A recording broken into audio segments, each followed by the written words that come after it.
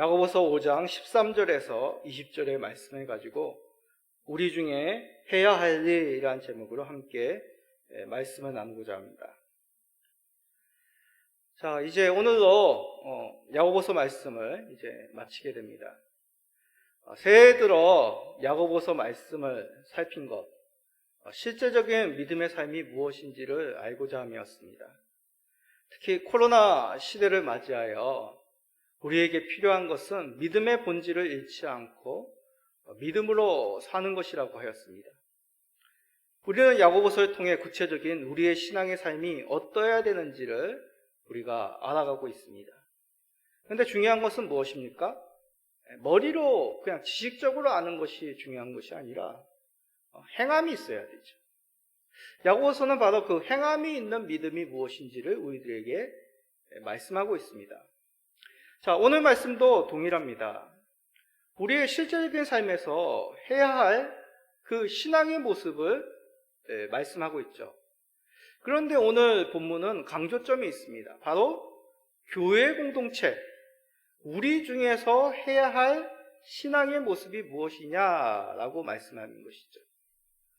많은 경우 교회 생활을 하면 그냥 주일에 예배 1시간, 그것으로 다 내가 주일의 삶, 교회의 삶을 살았다라고 생각하는 경우들이 많습니다. 그렇지 않은 것이죠. 교회가 무엇입니까? 우리가 꿈꿔야 될 하나님 나라의 작은 모델입니다. 우리가 이 땅에서 생을 마친 후 들어갈 그 천국을 지향하는 주의 몸이 바로 이 땅의 교회입니다. 그러기에 주일 예배만이 아니라 가족과 같이 교회를 여겨야 되는 것이죠. 가족은 어떻습니까? 매일 얼굴을 맞대며 함께 지냅니다. 우리의 신앙의 삶이 교회의 주의 몸에 속해 있어 항상 주님과 항상 지체와 성령으로 하나 되어 있음을 우리는 바로 신앙생활이라고 말할 수 있는 것입니다. 서로를 주 안에서 가족이라 여기며 많은 것들을 함께 나누며 서로 섬기며 사랑하는 것이죠. 그런데 어떻게 주 안에서 우리가 가족처럼 지낼 수 있을까요?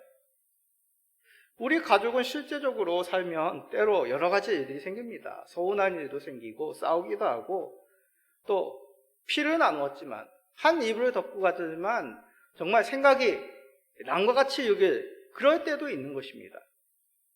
그럼 우리 주 안에서 한 공동체인 교회도 그렇게 지내야 되겠습니까? 그렇지 않죠.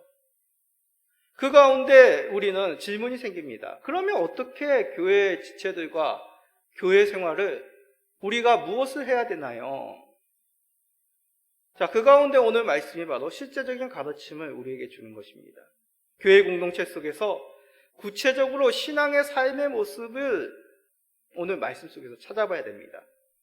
그러므로 어려운 이 땅의 삶 속에서 서로가 격려가 되며 함께 아름다운 신앙의 열매를 맺는 우리 모든 성도님 되시기를 주님의 이름으로 축원합니다. 자, 먼저 본문은 교회 공동체, 성도 개개인에 대해서 반드시 해야 될 것이 있다라고 말씀합니다.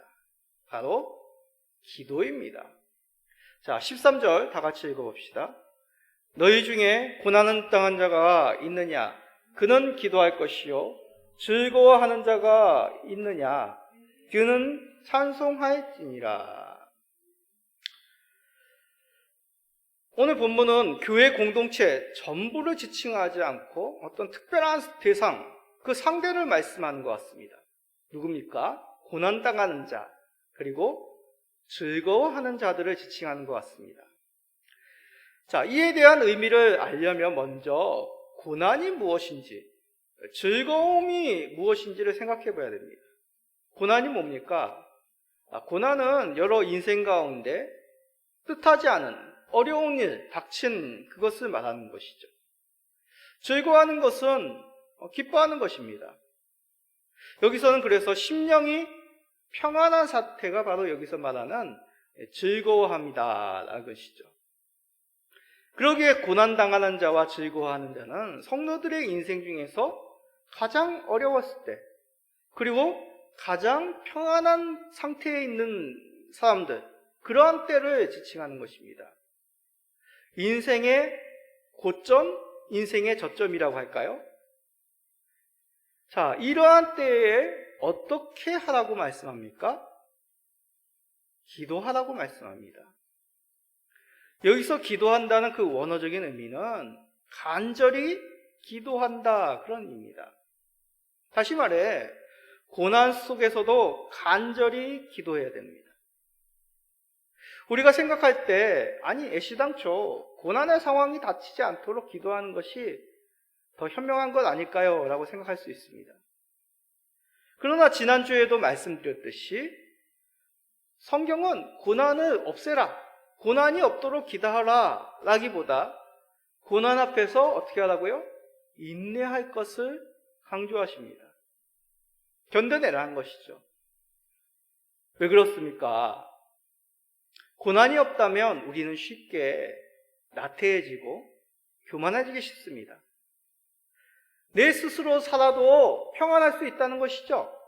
그래서 하나님을 찾지 않을 수도 있습니다. 그런데 우리에게 고난이 찾아오면 어떡합니까? 우리의 힘으로 살 수 없구나. 그 고난의 순간에 우리는 간절하게 주님을 찾을 수 있는 것이죠. 간절히 기도하게 됩니다. 그럼 즐거울 때는 어떻습니까? 앞에서 말씀하였듯이 기쁜 것입니다. 기쁨이 어떻게 합니까? 우리 성도님들. 노래가 나오죠. 그래서 여기서는 찬송한다는 것은 현악기, 그 비파와 같은 그 악기로 연주한다라는 그 의미가 담겨 있습니다. 심령이 편안할 때 우리는 저절로 찬양이 흘러나오는 것이죠. 우리 여성도님들 평안하면 설거지 하시다가도 집안일 하시다가도 찬송이 흥얼흥얼 나오지 않습니까? 그런 상태가 바로 여기서 하는 즐거워하다라는 의미입니다. 내적인 평안함이 흘러넘치는 것이죠. 우리의 인생에 있어서 이런 내적인 평안함이 없다면 우리는 정말 피곤하고 포기하고 싶은 그런 마음일 것입니다. 그런데 하나님은 적당히 우리의 인생 가운데 그런 마음의 평안함, 심령의 평안함도 허락하십니다. 다시 말해 우리의 인생은 때로는 정말 이루 말할 수 없는 인생의 밑바닥 같은 순간을 지나기도 하고 때로는 아무 근심 없이 그 마음 가운데 잔잔히 찬송이 흘러나올 만큼 평안한 때도 주시는 것입니다. 어떠한 때든지 고난의 때이든지 평안의 때이든지 어떻게 하라고요? 기도해야 됨이 신앙의 삶이다 라고 그렇게 말씀하고 있는 것이죠.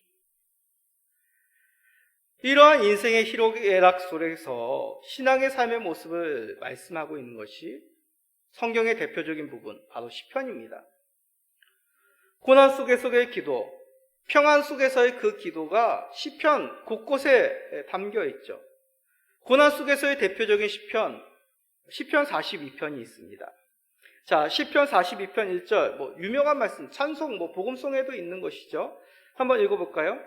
하나님이여, 사슴이 시냇물을 찾기에 갈급한 같이 내 영혼이 주를 찾기에 갈급하니이다. 참 아름다운 말씀입니다. 사슴이 그 더운 유대 지방에서 참 물이 귀하고 그렇지만 물이 없이는 살 수 없는 그런 사슴 속에서, 그런 환경 속에서 사슴이 시냇물을 찾기에 갈급합니다. 그 동물의 모습에 자신을 빗대어서 그런 어려움 중에서 하나님을 찾는 그 자신의 심령을 시편 42편은 노래하고 있는 것이죠. 주를 찾음으로 주 하나님의 속에서의 그 평강함을 소망하고 있는 시편 기자의 마음이 녹아져 있습니다. 여기서 얘기하는 주를 찾는다는 것이 무슨 의미겠습니까? 바로 고난 속에서 주님을 찾으며 간절히 기도하는 모습입니다. 자, 그럼 평안함 속에서 찬송에 대한 대표적인 시편 뭐가 있을까요? 21편이 있습니다. 자, 21편 1절 한번 읽어봅시다. 여호와여, 왕이 주의 힘으로 말미암아 기뻐하며 주의 구원으로 말미암아 크게 즐거워하리이다. 아멘. 왕이란 것은 이스라엘의 왕이겠죠. 여호와께서 세우신 왕입니다. 여호와께서 세우신 왕이 하나님이 주시는 힘, 구원으로 기뻐하며 즐거워한다고 얘기합니다. 다시 말해 왕이라 할지라도 하나님이 그에게 능력을 주시고 구원을 주심으로 말미암아 승리한다는 것이죠. 이것을 이 왕은 알고 하나님 앞에 감사 찬양하고 있습니다. 이런 하나님을 의지하는 자들이 어떻습니까? 시냇가에 심은 나무와 같이 시절을 따라 잎사귀가 마르지 아니하고 열매를 맺는 그런 형통한 풍성한 인생을 살 것임을 시편은 처음부터 끝까지 노래하고 있는 것입니다. 이렇듯 시편은 우리의 인생의 희로애락 속에서 기도의 삶이 무엇인지를 단적으로 보여주고 있습니다. 그런데 왜 신약 야고보를 통해서 구체적인 믿음의 삶을 말씀하며 기도의 삶을 말씀하시는 걸까요? 왜 이 야고보서 마지막에 기도를 기록하신 이유가 무엇일까요? 하나님은 힘든 이 땅의 삶 속에서 우리를 고아와 같이 내버려 두지 않으십니다. 우리를 보호하시고 인도하시죠. 이것을 다르게 말하면 무엇입니까? 우리의 삶을 다스리고 계시다는 것입니다. 하나님의 법으로 그 말씀으로 우리를 다스리시고 신실하심과 인자하심으로 우리를 끝까지 사랑하고 놓치지 않고 계십니다. 우리가 이것을 믿는다는 것은 우리가 힘든 때 또한 즐거울 때를 지날지라도 하나님이 계시며 우리의 신음과 우리의 찬송을 듣고 계심을 믿으며 산다는 얘기죠.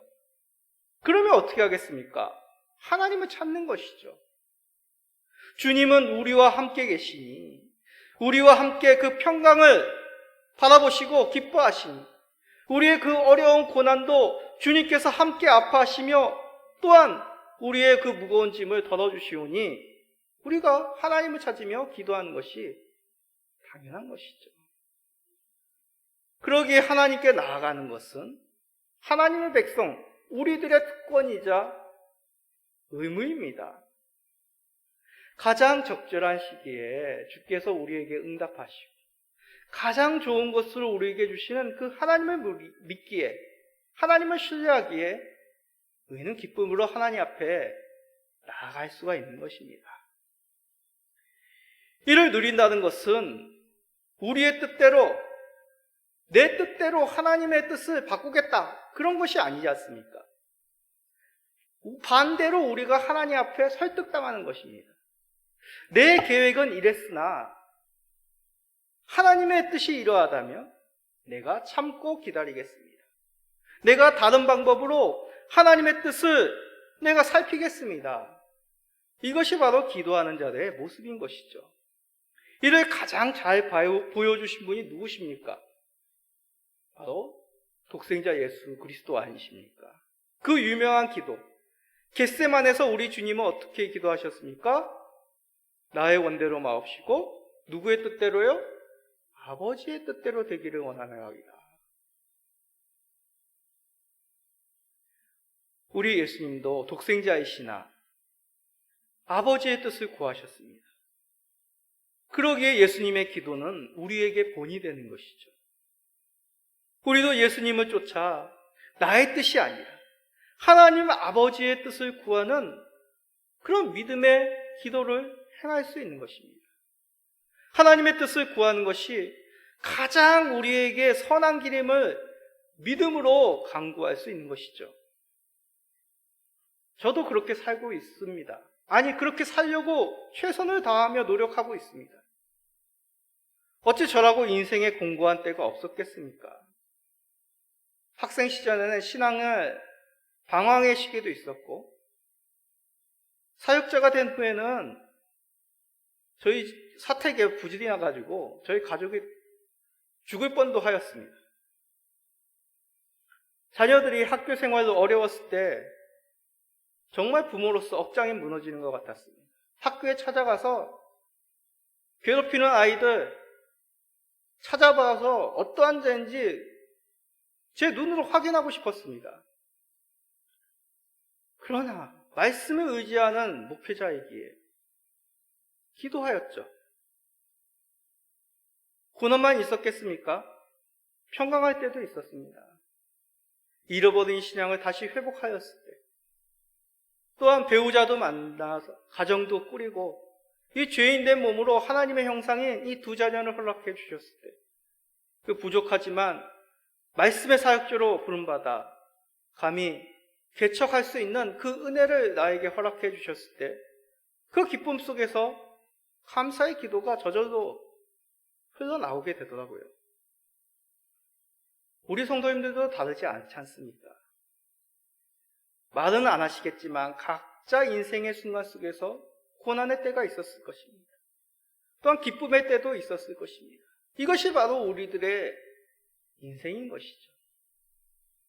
그 인생의 고난과 기쁨 속에서 더욱 기도로 하나님을 찾으시는 우리 모든 성도님 되시기를 간절히 축원드립니다.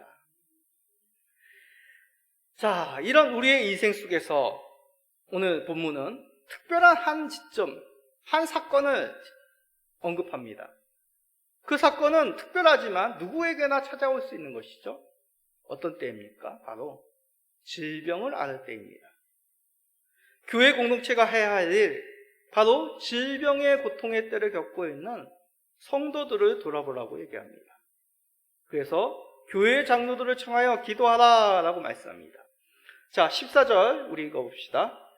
너희 중에 병든 자가 있느냐? 그는 교회 장로들을 청할 것이요 그들은 주의 이름으로 기름을 받으며 그를 위하여 기도할지니라. 아멘. 여기서 초대기도의 시절, 이 당시의 장로란 교회의 감독관을 지칭합니다. 오늘날에 따지면 교회에 있는 장로님들보다도 오히려 목회자와 더 가까운 그런 직분이죠. 교회의 성도들을 돌보는 사역을 대표적으로 이들이 행하였습니다. 중요한 겁니다. 병든 자를 포함하여 연약한 자를 돌보는 것은 신유의 은사가 신비한 능력이 있는 사람들이 하는 것이 아니라 하나님께서 세우신 주의 백성들이 하는 것입니다. 특별한 은사가 없더라도 주께서 양떼를 맡겨주셨다면, 우리의 지체를 맡겨주셨다면 얼마든지 연약한 자를 돌아보며 기도할 수 있는 것입니다. 이것이 바로 교회의 공동체의 의미인 것이죠. 단지 개인 자신만의 구원의 문제가 아니라 연약한 자, 연약한 성도들을 돌보고 그들을 위해서 기도하는 것이 교회 공동체 구성원들이 해야 할 일이라고 말씀하고 있습니다. 그래서 초대교회만이 아니라 지금 현대 교회들도 하고 있죠. 신방을 행합니다. 특히 병약한 성도들 병문안을 하고 그들을 위해서 기도하고, 요즘 같은 코로나 시대에 병원에 갈 수 없을지라도 그들의 연약함을 위해서 시시때때로 중보기도 하는 것이죠. 그런데 이 본문에서 좀 특이한 구절이 눈에 들어오죠. 뭡니까? 주의 이름으로 기름을 바르며 그를 위하여 기도하라 라고 합니다. 그냥 이 본문 읽으면 무슨 타종교에 행하는 미신적인 의미인가 라는 생각이 듭니다. 그러나 이 당시 병든 자에게 기름을 바른다는 것은, 그리고 포도주를 마신다는 것도 있습니다. 그런 행위는 이 당시에 의료가 지금처럼 약이 많거나 수술이나 치료, 의료 그런 첨단 기계가 없는 이 시절에는 그냥 일반적인 가장 흔한 치료법이 아픈 부위에 기름을 바르고 포도주를 마시는 것이 이 당시에 가장 일반적인 의료 행위였습니다. 그래서 구약에도 이런 비슷한 말씀이 있습니다. 자, 이사야 1장 6절 읽어봅시다. 발바닥에서 머리까지 성한 곳이 없이 상한 것과 터진 것과 새로 맞은 흔적뿐이거늘 그것을 짜며 싸매며 기름으로 부드럽게 함을 받지 못하였더라. 아멘. 뭡니까? 아픈 부위가 있는데 고름이 생깁니다. 짭니다. 붕대를 상처를 바릅니다. 그리고 기름으로 부드럽게 합니다. 그냥 일반적인 의료 행위인 것이죠. 그래서 오늘날 이런 행위가 뭐가 있을까? 집에서도 쉽게 행할 수 있는. 성도님도 뭐 배가 안 좋고 속이 안 좋으면 뭐 어떻게 합니까? 저는 이제 매실을 따뜻하게 해가지고 마십니다. 그러면 조금 있다가 뱃속에서 이상한 소리 나던 게 가라앉더군요. 또 근육이 뭉치면 어떻습니까? 뭐 이렇게 파스 같은 걸 바르지만 그런 게 없으면 뭐 올리브 오일, 뭐 서양 사람들은 많이 이제 그런 이제 오일을 받아서 이제 마사지를 많이 하지 않습니까?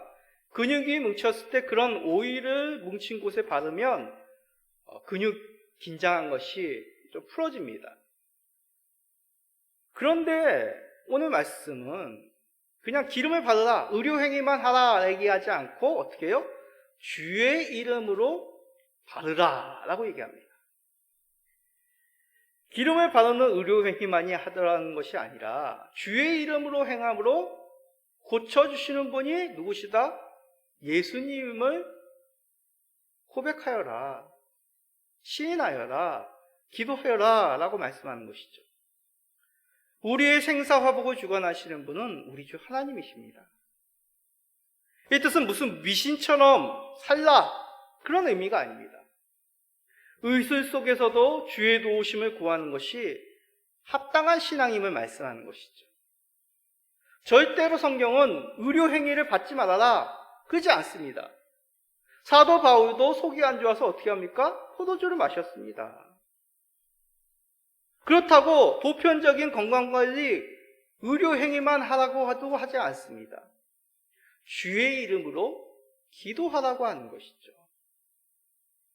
그런데 이것을 개인적이 아니라 교회 공동체 가운데 세움받은 감독관, 이 장로를 불러 교회 공동체 속에서 함께 기도하라, 강구하라고 말씀하고 있는 것입니다. 그래서 교회 공동체는 교회 지체가 건강을 회복할 수 있도록 함께 기도하며 중보하는 것이 합당합니다. 이것이 바로 교회 공동체가 살아가야 될 믿음의 삶이라고 말씀하는 것이죠. 집에서도 어떻습니까? 가족 구성원 한 명이 아프면 가족 모두가 그 연약한 가족을 위해서 힘써 애씁니다. 병간호를 하고 또한 여러 가지 잘 회복될 수 있도록 어머니는 회복되는 음식을 준비하고 또 아버지는 아버지대로 기도와 여러 가지 사는 것을 살핍니다. 이것이 한 가족이죠. 마찬가지입니다. 교회 공동체도 주 안에 연약한 지체가 있다면 그들의 건강을 회복될 수 있도록 기도하는 것이 참된 믿음의 삶이다라고 우리들에게 말씀하고 있는 것입니다. 이런 믿음의 삶의 모습인 지체를 위해 기도하는 결과 어떻게 됩니까? 성도를 회복시켜 주십니다. 자, 15절 읽어봅시다. 믿음의 기도는 병든 자를 구원하리니 주께서 그를 일으키시리라. 혹시 죄를 범하였을지라도 사하심을 받으리라. 아멘. 자, 펜이 있다면 한번 세 군데에다가 동그라미를 쳐보십시오. 구원하리니, 일으키시리라, 사하심을 받으리라. 세 동사입니다. 구원하다, 일으키다, 사하심을 받다. 구원하다는 것은 말 그대로 질병에서 고침을 받았다, 온전해진다라는 의미입니다. 일으킨다는 것은 정신 건강을 찾아 일어난다는 의미입니다. 사하심을 얻다는 것은 무엇입니까? 말 그대로 죄에서 용서함을 받는 것이죠. 자, 이걸 종합해보면 무슨 뜻이겠습니까? 질병에서 고침을 받고 정신적으로 회복하여 죄의 용서함까지 이른다는 것입니다. 육과 정신, 영적인 의미가 모두 고침을 받는다라는 의미죠. 정리하면 믿음의 기도도 연약한 성도가 한 단어로 말한다면 온전해진다라는 의미입니다. 죄라는 단어, 이 죄라는 단어, 그 히브리어 원어 속에, 헬라어 원어 속에 하나님의 창조 목적에 벗어난다, 불온전한 상태를 뜻한다, 그런 의미가 있습니다. 그런데 그런 상태에서 회복되어 하나님의 형상으로 온전케 되는 것이죠. 그렇게 질병은 반드시 죄의 결과다, 그런 의미가 아니라 죄가 있는 자에게 용서함의 은혜를 주신다는 그런 뜻이 되는 겁니다. 16절에 분명하게 이런 의미가 드러납니다. 자, 16절 우리 읽어봅시다. 다시. 그러므로 너희 죄를 서로 고백하며 병이 낫기를 위하여 서로 기도하라. 의인의 강구는 역사하는 힘이 큼이니라. 서로 죄를 구하라는 것은 질병이 있는 자들은 반드시 죄를 고백해라, 그런 의미가 아닙니다. 질병은 곧 죄 때문이다, 그런 의미가 아니라는 얘기죠. 혹시 죄가 있다면 고백하라는 것입니다. 병이 있는 자들을 낫기 위해서 서로 기도하라는 것이죠. 물론 하나님께서는 성경 곳곳에서 죄의 징계로 질병을 주셨다, 그렇게 말씀합니다. 그러나 이것은 하나님이 내리시는 징계, 그것을 뜻하는 것이지, 우리가 판단하여 이 질병은 곧 하나님의 징계야, 그런 판단을 우리에게 말씀하지 않았습니다. 그러기에 주의 공동체가 할 일은 뭡니까? 판단하는 것, 정죄하는 것이 아니라 죄를 고백할 수 있도록, 그 하나님의 용서함이 베풀어질 수 있도록, 죄를 회개할 수 있도록 그렇게 기도하는 것이죠. 사람을 온전케 하는 것이 주의 공동체가 해야 할 일입니다. 그래서 그 과정 속에서 죄를 서로 고백하라고 말씀하는 것이죠. 죄를 범한 당사자에게 죄의 고백함으로 용서를 구할 수 있도록 그를 위해 기도하는 것입니다. 공동체에 공적으로 죄를 고백하였다면 교회 공동체 가운데 용서를 구할 수 있도록 연약한 자를 위해 기도하는 것이죠. 물론 우리가 용서하는 것, 그것은 한정적입니다. 분명한 용서의 주체는 우리 하나님이시죠. 그러나 죄를 범한 피해자에게 죄를 고백하여 용서하는 것 또한 말씀 가운데 요청하시는 것입니다. 교회는 영적으로나 육적으로나 이러한 연약한 자들을 돌아보며 온전케 하는 일에 힘을 쏟아야 됩니다. 그 중에 핵심이 바로 서로를 위해서 기도하는 것이죠. 서로를 위해서 날카롭게 정죄하는 것이 아닙니다. 훈계하는 것이 아닙니다. 우리의 사랑하는 자녀가 잘못했다면 우리 부모님도 어떻게 하겠습니까? 기도하시겠죠. 자신의 잘못인 양 눈물 흘리며 자신이 회개할 양 우리 부모님들은 자녀들을 위해서 기도하실 것입니다. 마찬가지입니다. 히브리서는 이런 교회 사역을 강조하고 있습니다. 히브리서 13장 17절입니다. 너희를 인도하는 자들에게 순종하고 복종하다. 그들은 너희 영혼을 위하여 경성하기를 자신들이 청산할 자인 것 같이 하느니라. 그들로 하여금 즐거움으로 이것을 하게 하고 근심으로 하게 하지 말라. 그렇지 않으면 너희에게 유익이 없느니라. 아멘.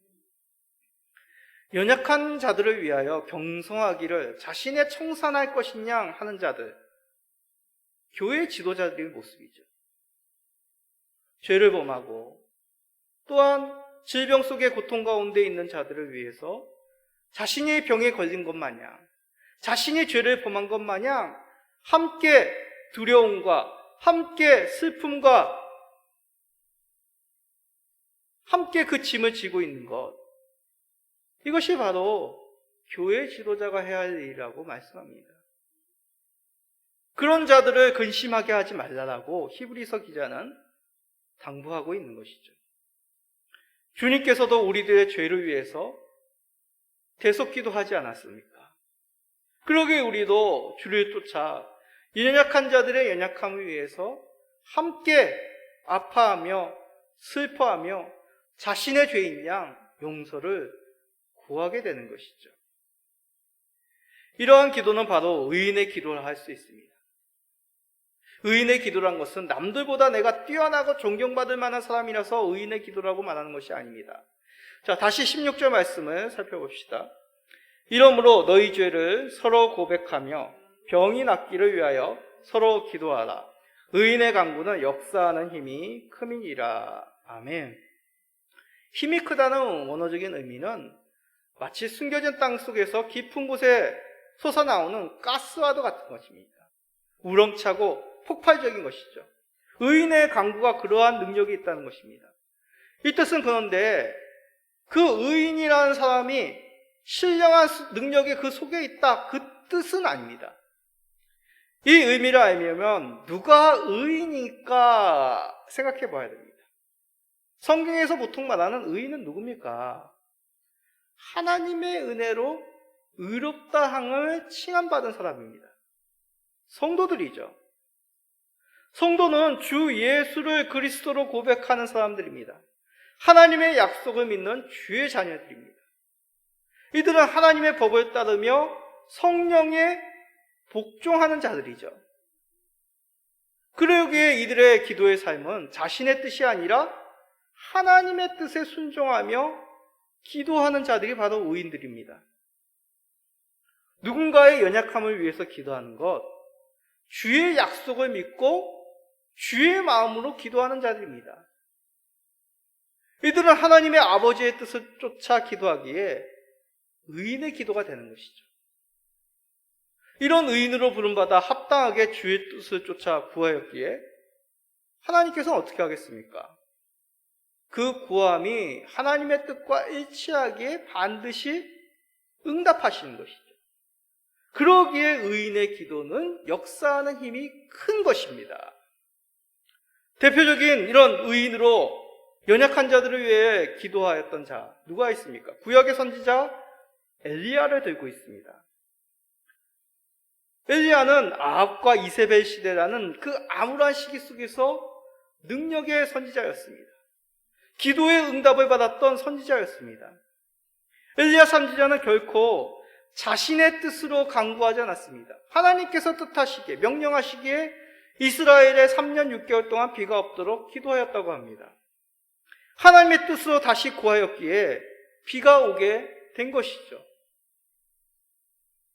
엘리야는 우리와 같은 성정이 있는 사람이었고 이스라엘 겁박 속에서도 두려워 도망친 자였습니다. 도망하여서 로뎀나무 아래서 자신의 생명을 거두어 가시도록 정말 힘없고 연약한 자의 모습이었습니다. 그러나 그가 우리와 다른 점은 철저하게 하나님의 뜻에 살았고 주께 구함으로 하나님의 뜻을 나타낸 의로운 선지자였던 것이죠. 이 뜻은 무엇입니까? 우리들도 엘리야와 같이 주의 뜻을 따라 연약한 자들을 위하여 그들의 온전케 되기를 위하여 구한다면 이것은 의로운 기도가 되는 것입니다. 중요한 것 중에 하나가 이러한 믿음 가운데 간절히 기도하는 것이죠. 간절히 기도한다. 이것은 바로 그냥 기도한다는 의미입니다. 하나님의 뜻이기에 그냥 기도하는 것입니다. 하나님의 뜻을 쫓아 하나님께서 신실하게 우리의 기도를 드시고 은혜로 보답해 주실 것을 믿기에 그냥 기도하는 것이 간절한 기도의 모습이죠. 우리 성도님들도 연약한 자들이 온전케 되는 것, 그것이 주의 뜻이기에 간절히 구함으로 연약한 자를 이렇게 세우시는 능력의 성도님 되시기를 간절히 축원드립니다. 자, 말씀을 정리하겠습니다. 우리 교회 공동체 구성원들이 해야 할 일은 어떤 삶에서도 기도하는 것입니다. 고난 속에서도 평안 속에서도 기도하는 것이 믿음의 삶입니다. 개인 각자만을 위해서 기도하는 것이 아니죠. 교회 지체 속에 연약한 자들을 위하여 함께 기도하는 것입니다.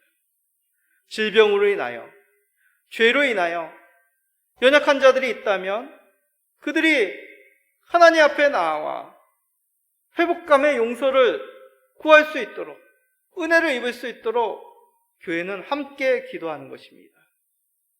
주께 용서함 받고 주께 치유함 받고 회복될 수 있도록 우리는 주의 약속을 쳐라 그냥 간절히 기도하는 것이죠. 이것은 주의 뜻에 합당하며 주와 동행하는 모습이기 때문에 반드시 응답하십니다. 그래서 여기에 야고보는 결론적으로 20절과 같이 말씀합니다. 20절 읽읍시다. 너희가 알 것은 죄인을 미혹된 길에서 돌아서게 하는 자가 그의 영혼을 사망에서 구원할 것이며 허다한 죄를 덮을 것임이라. 아멘. 죄를 덮는다는 것은 불법함이 사함을 받는다는 의미입니다. 죄가 가리워진다는 것이죠. 결코 믿음의 삶은 죄를 그냥 간과해라 그렇게 말하지 않습니까? 그러나 정죄함이 목적이 아니죠. 주 예수 그리스도로 말미암아 회복되는 것입니다. 죄에서 떠나 온전함으로 나아가는 것이 교회의 공동체의 기도의 제목인 것이죠. 이렇듯 믿음은 실생활과 동떨어진 것이 아니라 우리들의 실적인 삶 속에서 드러납니다. 내 개인만의 믿음이 아니라 우리 공동체가 함께 믿음의 삶을 살 수 있도록 우리들에게 야고보를 통하여 말씀하고 있는 것이죠. 온전치 못한 이들에게 주 예수로 이루한 그 회복의 역사가 있을 수 있도록 강구할 것을 당부하고 있습니다. 이런 믿음의 기도에 주께서는 반드시 응답하십니다. 주께 떠난 자들이 진리 가운데로 돌아오게 됩니다. 이를 행하는 공동체가 바로 교회이며 이를 위하여 우리 주께서 엘림 시민교회를 이곳 가운데 세우신 것이죠. 이 위대한 사역에 우리들이 초대받았습니다. 우리들이 속한 교회가 바로 그러한 하나님의 영광을 드러내는 영혼을 구원하는 일에 우리가 초대받아 함께 이 위대한 사역을 감당하고 있습니다. 우리들이 속한 교회 속에서, 그리고 믿음의 가정 속에서, 그리고 개인의 각자의 믿음의 삶 속에서 이러한 회복의 역사가 있으시기를 주 예수 그리스도의 이름으로 간절히 축원드립니다. 아멘.